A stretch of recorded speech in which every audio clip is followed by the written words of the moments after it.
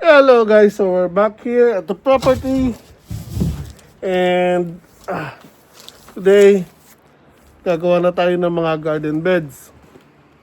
Actually kahapon pa ako nag-umpisa. Gumawa na ako ng 4 na garden bed and today talagyan natin ng mulch or plastic cover para iwas na tayo or mababawasan ang trabaho natin sa pagdadamo. So, pag nilagyan natin ng plastic cover, hindi na magdadamo yung garden beds natin. So, ayan po guys, yung nagawa ko kahapon. Yan ang 1, 2, 3, 4. So, itong ginawa ko itong 4 para to sa mga patatas at itatanim natin na kamote. So, pang personal lang itong itatanim natin, kaya konti lang yung ginawa natin.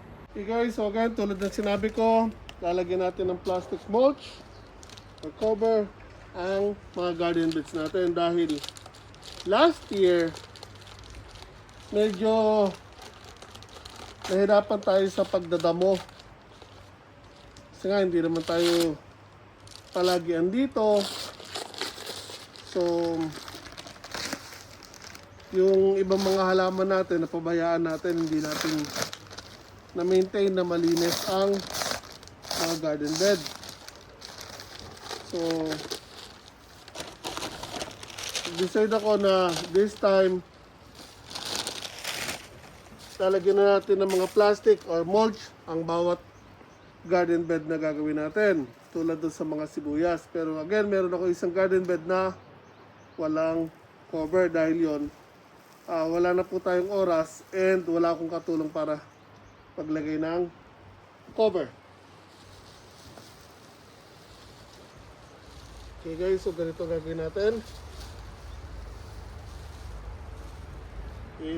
Dahil wala tayong katulong, mag-isa lang tayo. Tatag muna natin to. Itong dulo, tabunan natin.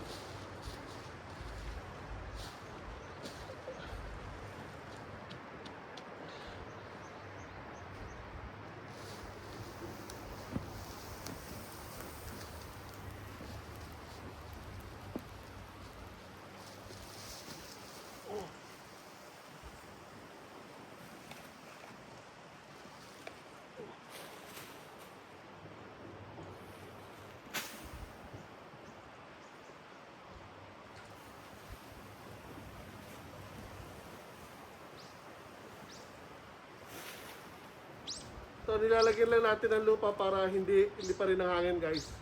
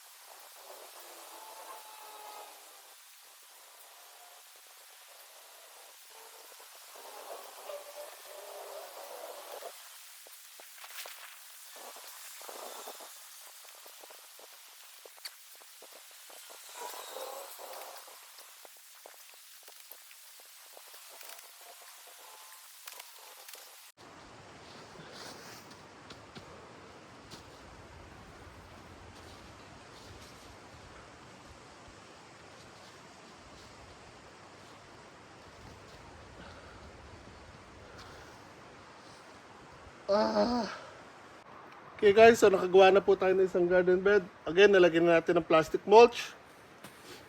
So, by doing this, may iwasan na natin na tutubuan siya ng damo dito sa part na to. And may iwasan na rin natin na madadry yung lupa. So, hindi natin siya kailangan palagi na dinidiligan. O hindi man natin siya agad madiligan, di agad madadry yung lupa sa loob. Dahil sa pamamagitan nito, ma-hold niya yung moisture sa loob ng cover na ito. And again, may iwasan yung pagtubo palagi ng damo. Tulad dito, hindi katulad dito, walang plastic mulch or walang cover. Yan, anytime na umulan o mabasa ng tubig at lupa, pwedeng tubuan po agad ulit yan ng damo. Pero ito, hindi po. So, again, mababawasan ang trabaho natin by using this plastic mulch. So, itong unang dalawang bed ay lalagyan natin ng patatas. Tapos, yung dalawang sunod na yun, kamote naman po itatanim natin. Magtatanim pa rin ulit tayo ng patatas at kamote dahil ginagamit po natin yan or nagko-consume po tayo yan para hindi na po tayo bibili. So, ang mga patatas at kamote, once na ma-store nyo ng maayos, actually tumatagal po ng halos 1 taon. Sa akin, umabot pa rin ng hanggang ngayon kung tutusin. Meron pa akong kamote, meron pa rin ako patatas na tinanim ko last year. So, malaki actually may save natin kapag nagtatanim tayo ng mga pagkain natin at mag-i-store tayo para hindi na tayo bibili palagi. So, again, pagpapatuloy ko lang ito guys. Lagyan ko lang tong remaining na 3. Then, pakita ko na lang sa inyo pagkatapos.